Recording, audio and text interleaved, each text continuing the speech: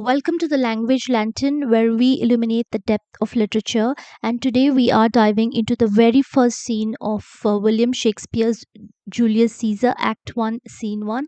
So, this scene may be short, but it is packed with political uh, tension, clever puns, and powerful messages about leadership, loyalty, and the voice of people. So the scene opens the streets of Rome, where we have two Romans called Flavius and Marullus, who are not very happy seeing the commoners rejoicing or celebrating the victory of Caesar. The tribunes or the officials, the Roman officials, that is Flavius and Marullus, are not very happy. They are angry because not long ago, the very same citizens of Rome were seen rejoicing and cheering for Pompey, uh, who was Caesar's rival. So now the same people are rejoicing Caesar's victory. So the tribunes are quite unhappy with the attitude of the commoners. So let's start.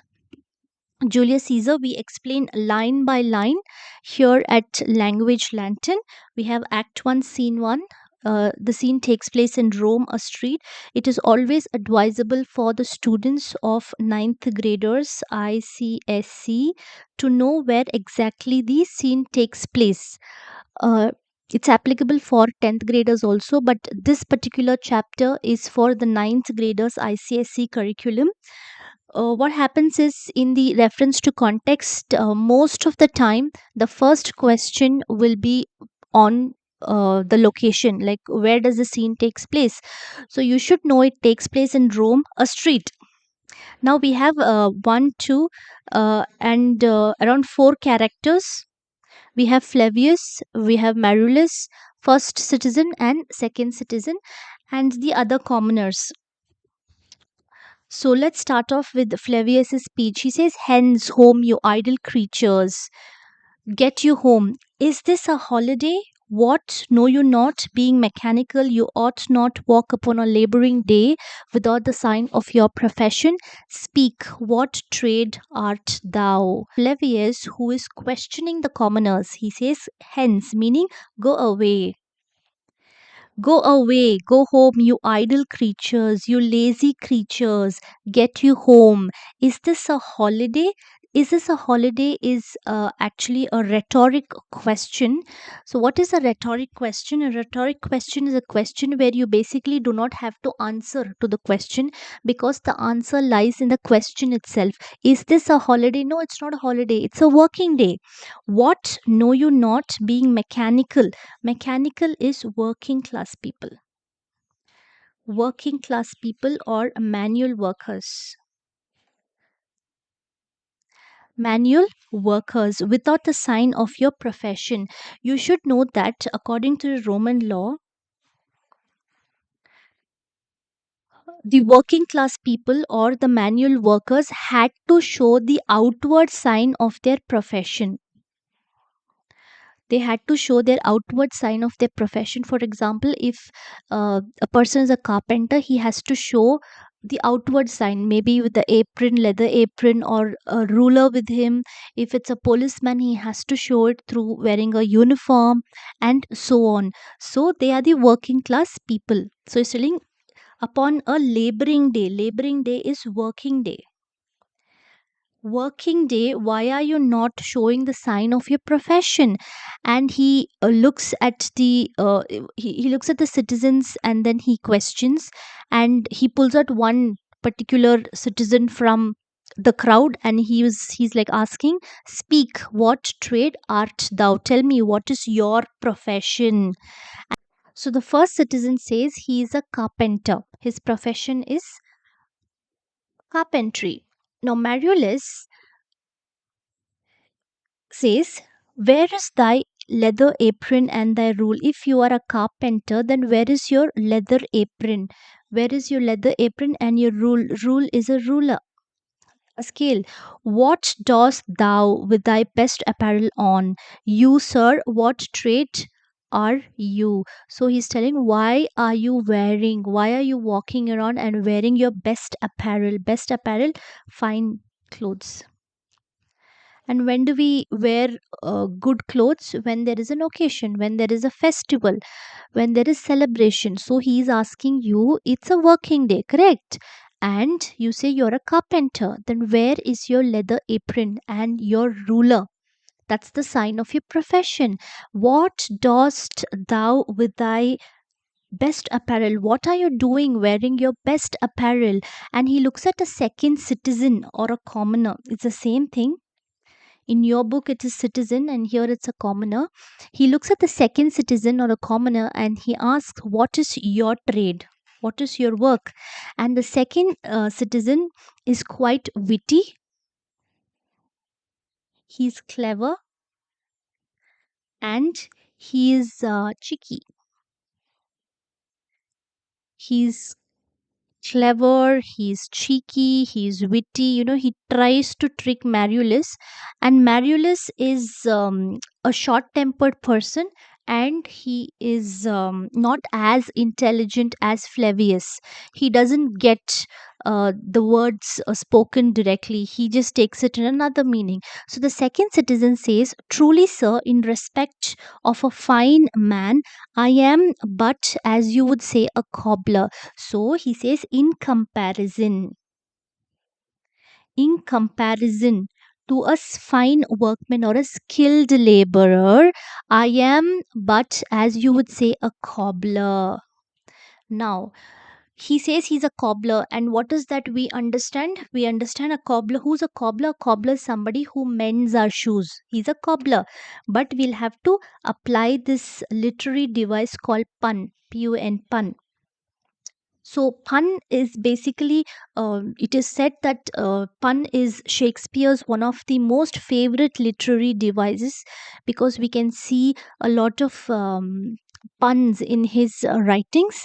And he says he's a cobbler. So cobbler one, the meaning of a cobbler is the one who mends our shoes. Mends shoes. And another meaning of a cobbler is bungler. What's a bungler? Bungler is a person who's not very good at his work. A person who's not very good at his work. So, this is what we call pun. So, basically, pun is a play of words. Pun is a play. It's a play on words where we use a word that has multiple meanings and words that has similar sounds. A word that sounds like another word. Often, we use this pun to be very clever, or to be very witty. So that's when we use pun. So a cobbler. So here the second citizen says he's a cobbler. That means he's the one who mends the shoes. But Mariulis thinks he's a bungler who's not a skilled worker. So he doesn't get whatever the second citizen says. And he says, Mariulis says, but what trade art thou? Answer me directly. So answer me directly. What is your trade? What is your profession? The second citizen says, a trade, sir, that I hope I may use with a safe conscience. That means I follow such a trade, sir, of which I am not ashamed of. I follow such a trade, sir, of which I am not ashamed of, which is indeed, sir, a mender of bad souls. This is a pun. This is the first pun that we are looking at, and this is the second pun. Okay, if you have the book with you and you understand what soles, soles is. Sole is a sole of a shoe, correct? But if somebody is talking to you and says soles, there are chances that you will understand it is soul. So these are two different words, but the sounds are the same. Souls and soul. You can add an S. Souls. He says that I follow such a trade of which I am not ashamed of, which is indeed a mender of bad souls. He says, who's the mender of bad souls? He's a cobbler. But Mariulis thinks he's a mender of the soul which is inside us. Okay. So till now we have come across two puns. Okay, we have many more that will be coming. So Mariolus says, "What trade thou knave, thou naughty knave? What trade you dishonest fellow?" Knave is a rogue or a dishonest fellow. Tell me what is your profession. Tell me directly, you dishonest fellow. He's getting angry. Like I said, Mariolus is a short tempered person. The second commoner, the citizen says, "Nay, I beseech you, I request you, sir, I plead you, sir. Be not out with me. Yet if you be out, sir, I can mend you." Be not out with me is do not be angry with me. Do not be angry with me. Yet if you be out, he says, if you be, he basically means if your shoes are out, worn out, I can mend your shoes. But he does not use the word shoes. He says, if you be out, sir, I can mend you. If you are angry with me, I can mend you. So this is the third pun.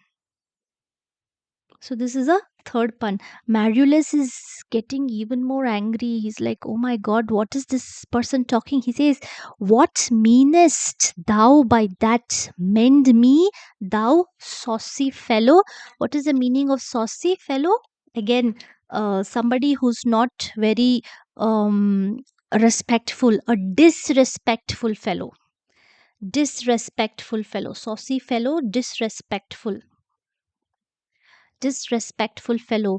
Now, second citizen, "Why, sir, cobble you? I mean, why, sir, cobble your shoes? Yeah, I can mend your shoes. Coarsely, I can mend." But again, Mariolus is taking in another way.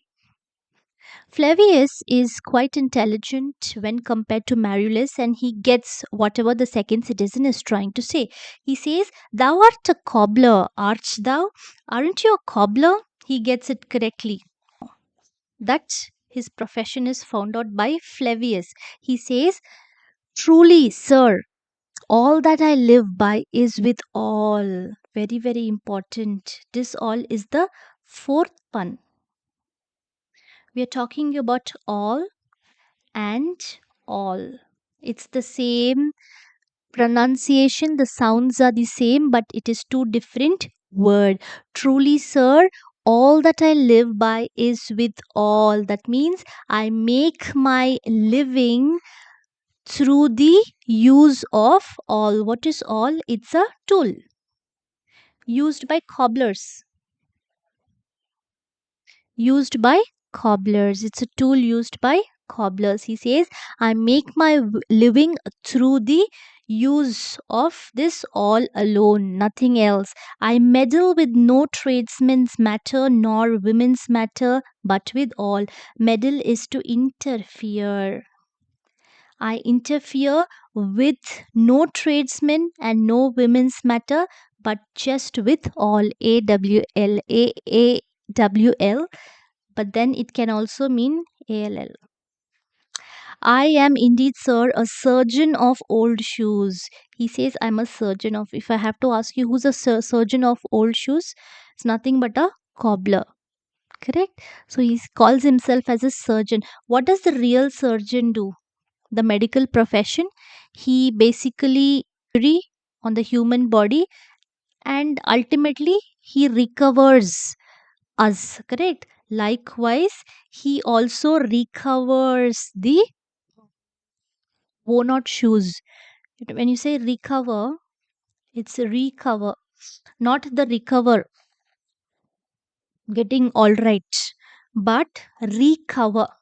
Suppose there's a shoe that is worn out. He opens the leather and he stitches and he covers the shoe with another leather. So he recovers the shoes, and he calls himself as a surgeon of old shoes. So recover is again the fifth pun that we will be looking at. "As proper men as ever trod upon neat's leather have gone upon my handiwork." The most respectful, he says, the cobbler is saying that the finest and the most respectable men have walked on his work. They have worn their shoes made by the cobbler. So here we can see the cobbler is very witty, and he's also very humbly bragging himself, saying that he's a very good shoemaker, and the best men of Rome have worn his handiwork. Okay, and Flavius says, okay, fine, you are a cobbler, we understand, but wherefore art not in thy shop? Why are you not in your shop? You are a cobbler, we agree, but why are you not in your shop? Why dost thou lead these men about these streets? So the cobbler is like a leader in the crowd, because he's leading the mob, he's leading the crowd.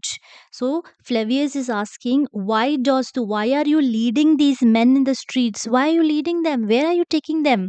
And the second citizen says, truly, sir, to wear out their shoes to get myself into more work. I am leading them so that they can walk with me. And what happens when they keep walking? Their shoes will be worn out. So I make sure their shoes are worn out, so that what will the cobbler do when the shoes are worn out? He'll get more work. He'll have uh, more shoes to repair. So he says that, truly, sir, to wear out their shoes to get myself more work. But indeed, now he tells the correct reason. But indeed, sir, we make holiday to see Caesar and to rejoice in his triumph. Triumph is victory. But the real reason is we want to welcome Caesar, and we want to rejoice in Caesar's triumph, Caesar's victory. That is the exact reason why we are here. And Marullus gets very angry. Please understand that Flavius and Marullus are Pompey supporters. They do not support Caesar. Now Marullus says, wherefore rejoice? Why? Why? What is the reason why you want to rejoice? What conquest brings he home? What has he done to Rome? You know, what is the conquest? Has he got any new countries to Rome? Has he go conquered any new country? What has he done? No, he's not done anything like that. Then why are you rejoicing? What tributaries follow him to Rome? To grace and captive bonds his chariot wheels. That means during those days when there was a war, and if one of the kingdom loses, the victory country or the kingdom will tie the chiefs, the heads of the opposite team, in their chariot, and they will walk them. They'll get them to their country. Happens to release the captive chief or the prisoners, that particular kingdom has to pay a ransom amount. So that ransom amount will be taken into the state's treasury. So that's how the country will grow, through uh, a tax, through taxpayers. The country will grow. So Marullus is asking, has he done anything like this? Has he got any chiefs or any prisoners to Rome so that they can pay us a ransom amount as tax and take away the prisoners? What happens if they do not pay the money? These prisoners will become like slaves to that particular country.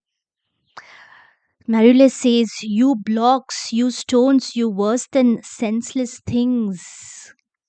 O you hard hearts, you cruel men of Rome, knew you not Pompey? Okay.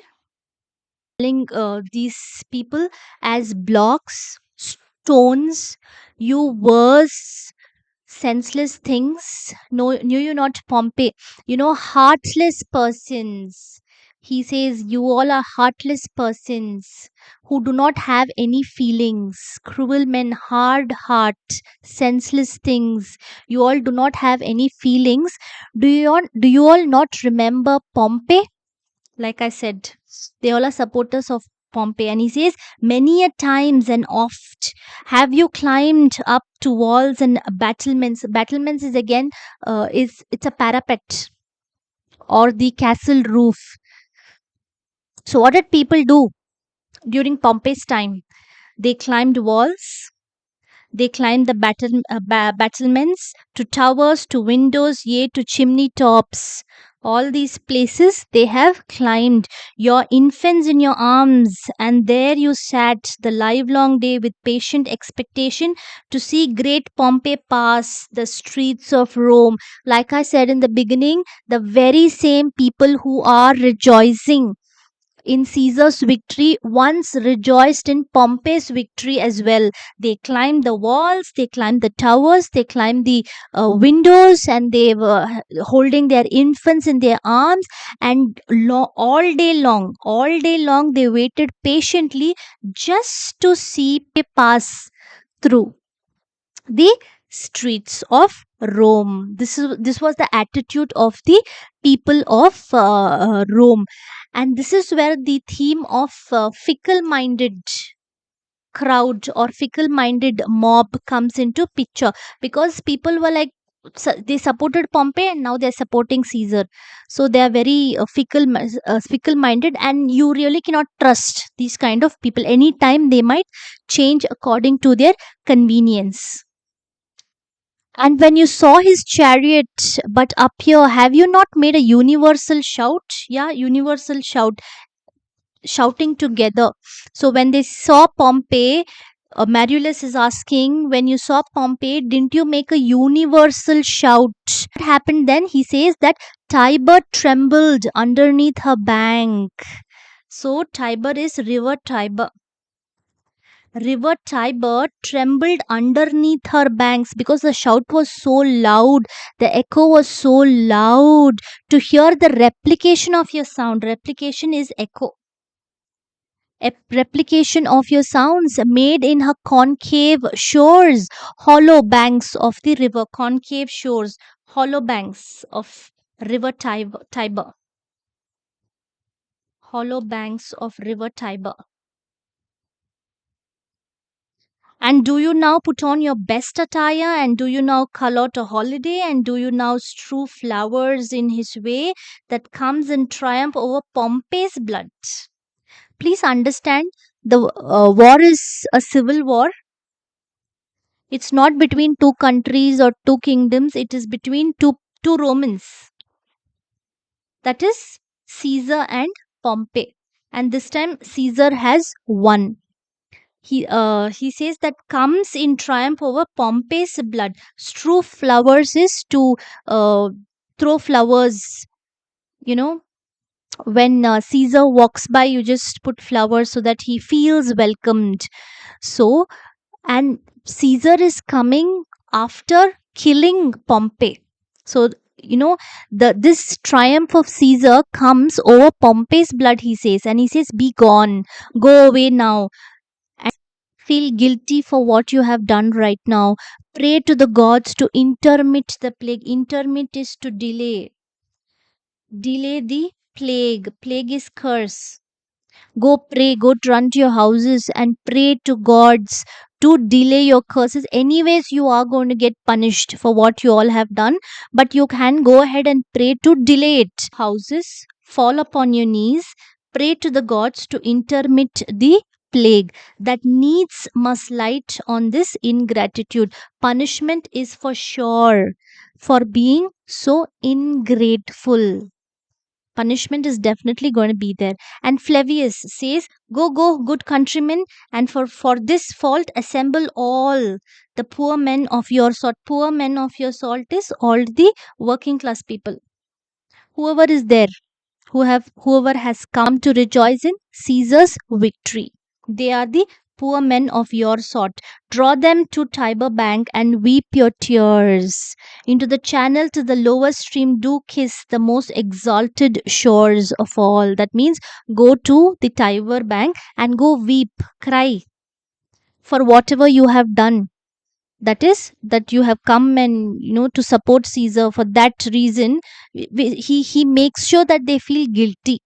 He says that whatever you have done, that is not reporting to work and coming here and rejoicing Caesar's victory, is wrong, and this is something very wrong, and for that you go to Tiber banks and weep your tears into the channel till the lower stream do kiss the most exalted shores of all.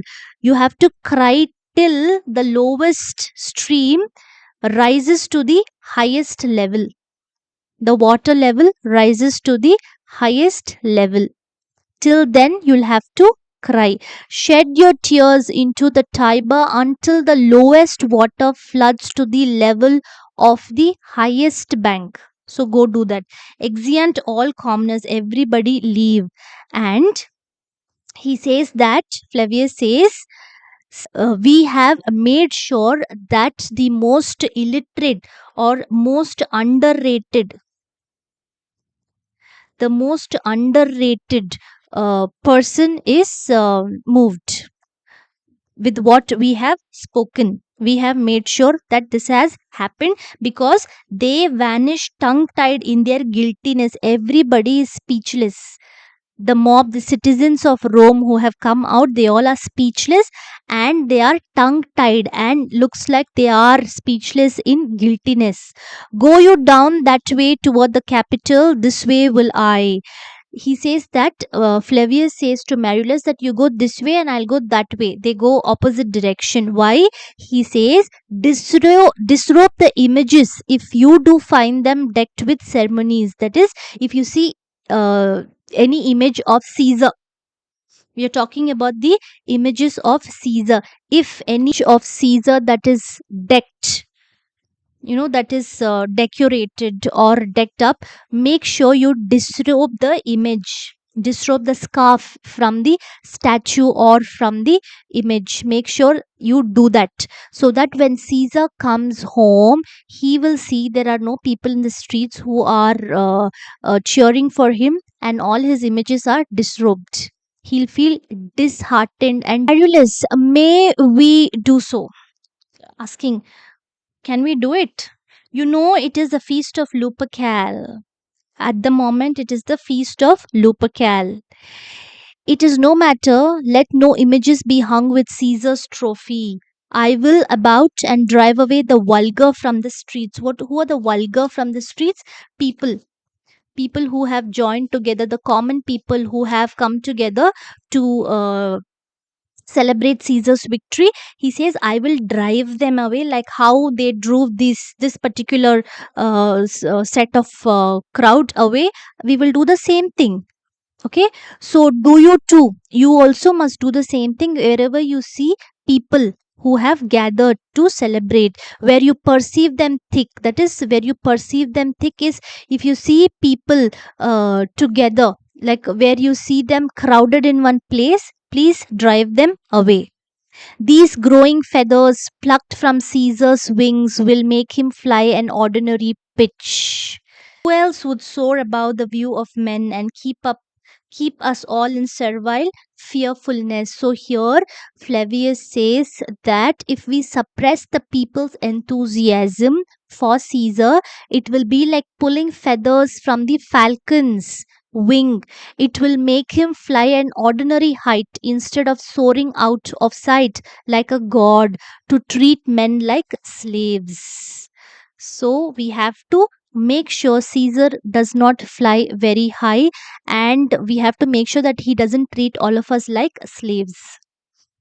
So this is what we can go ahead and do for Caesar. This is the way we have to welcome Caesar for um, winning over Pompey.